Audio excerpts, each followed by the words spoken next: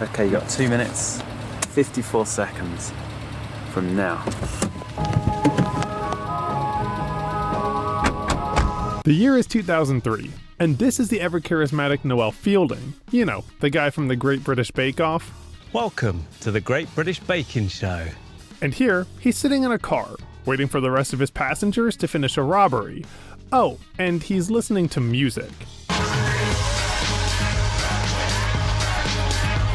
Specifically Blue Song by Mint Royale. I ain't got the blues no more, I say. And if the way he's perfectly synchronized to the song looks familiar to you, well, it should, because the person who directed this music video would go on to shoot this same scene again in 2017's Baby Driver.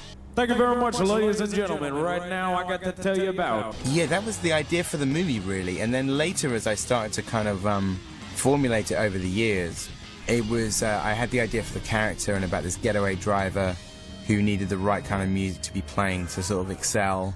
That's the voice of Edgar Wright, and if you somehow don't know who he is, then you definitely know his style.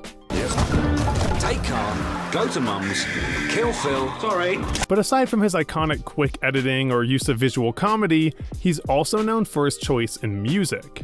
Gonna have myself. Who the hell put this on? So random. Whether that's a synced up zombie beatdown in Shaun of the Dead, the on-beat Walking to Alabama song in The World's End, Show me the way to the next whiskey bar. or literally any song from Scott Pilgrim vs. the World. Thank you.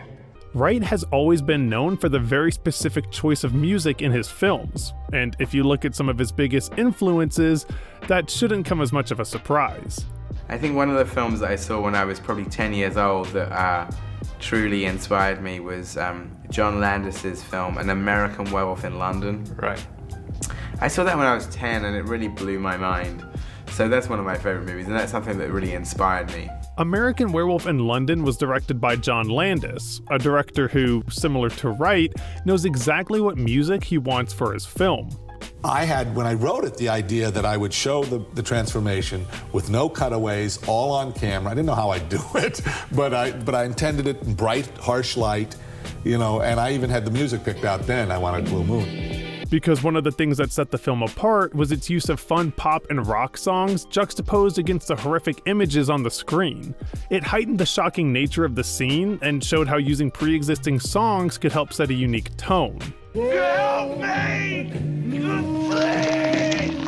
Help me! Though this technique was pioneered a few years earlier by another one of Wright's favorite directors on The Shining. Here, Stanley Kubrick used era-specific music to show how the Overlook Hotel remained tied to the horrors of its past. There's also the use of classical music in 2001: A Space Odyssey. Much more interesting in a way is the use of Johann Strauss, namely the Blue Danube. It was entirely his slow process of changing what he had already.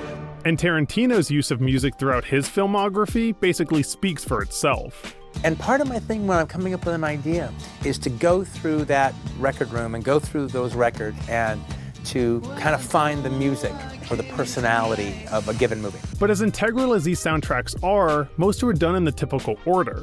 The scene was created, and then the music was selected to pair with it. But with Baby Driver, Wright wanted to do something he'd never done before. So instead of simply using songs as inspiration, the scenes in Baby Driver weren't created until Wright picked the specific song for the scene.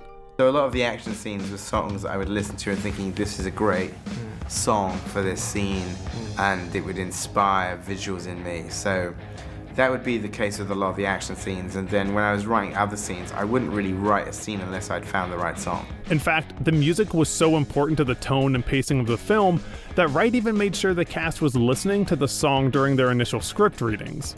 The music is so important to it that we actually made this kind of fancy app where you could sort of press a button and hear the song next to the script. And this same technique translates to the shooting of the film, where Wright would have the actors wear an in-ear piece with the song playing in real time so they could stay synced up to the beat. And then when you get on set, he's like using the music so it's in your ear, in an earwig.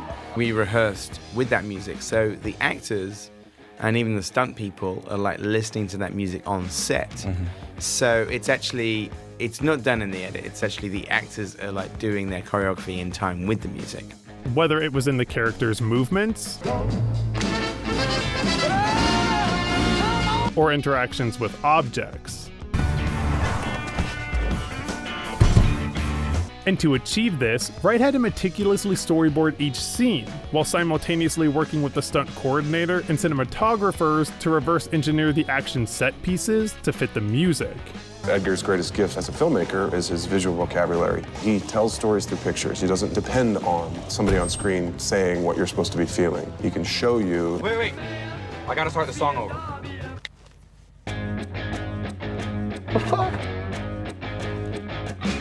Okay, go. But not all of the synchronization happened on set.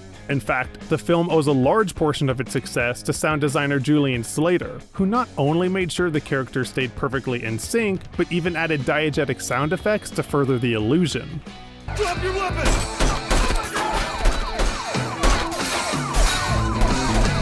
So if I just play to you the first sign, which sounds a bit like this.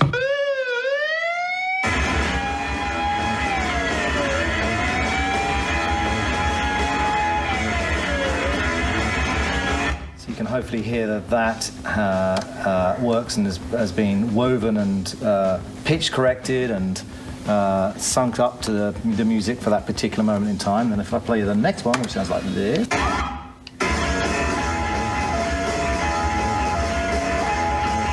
ATM. So again, if I isolate that and play it without the music, that has been made to work. All of these details serve to highlight what makes the music in the film so unique. Everything is diegetic. We see the entire film from Baby's perspective, and thus we hear what he hears. We hear his tinnitus when his music isn't playing. Yeah, but you're filming. And the direction of the music change when he removes one of his earbuds. Here, where he pulls out his earbud, he pulls out his right earbud, we switch the music to play only out the left-hand side of the cinema. Was he slow? Behind the wheel. But the music is more than simply what Baby is listening to. Sure, it sets the mood for the scene, but it also allows Baby to overcome the difficulties in his life. It blocks out his tinnitus, his traumatic past, and more importantly, it helps to drown out the criminal world that's consuming him. For a lot of people, music is an escape, and so I like the idea of making that the theme of the movie is that like he needs a getaway driver who needs to escape, who also uses music to escape. Which is why when we first see him interact with Deborah, he isn't listening to music. She's the part of his world that he doesn't want to drown out, and he only decides to play music around her when they can listen to it together. A lot of the conversations in the movie are about music, and they bond over music, and you can kind of see that they're falling for each other.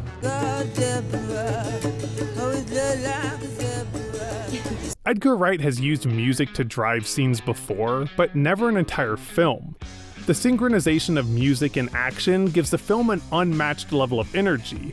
It was a groundbreaking achievement, and to pull it off, he basically had to write himself into the film. So in a sense, that's where me and Baby are kind of somewhat similar, is that we're both obsessed by music and use music as motivation. This film took Edgar Wright nearly 20 years to make, and that level of dedication can be seen in every storyboard he made. This was actually the first Edgar Wright film I ever saw, and I can tell you, it certainly wasn't the last. I've spoken more to you today than I have to anyone all year. I'm Luke. I'm your driver tomorrow. I'm driving. And I love you all very dearly. How's that working out for you? Who doesn't like cats?